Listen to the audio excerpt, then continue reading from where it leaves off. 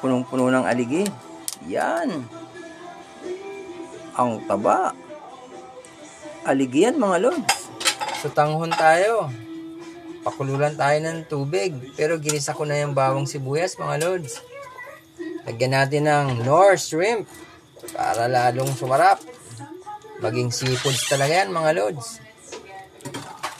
Gawa ng ang isasawag natin dyan mga lods, yung alimango.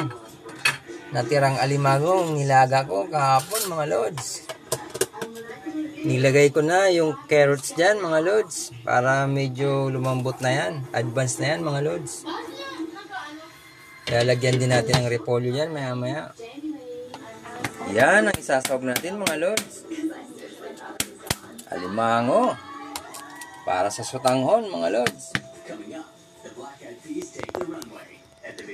Ganyan mo lang yan.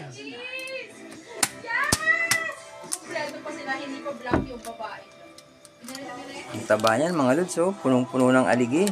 Yan. Ang taba. Aligi yan mga lods. Hitik na hitik sa aligi. Sarap nito mga lods. Yan mga lods. Luto ng ating sutanghon soup na mayroong crab. Sarap mga lods. Masiram.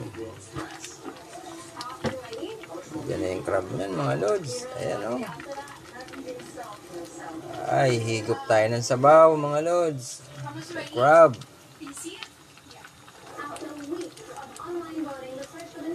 Yan na mga lods. Ang ating sutanghon soup with crab. Yan. Ang sarap. Kain na mga lods. Tara. Siram.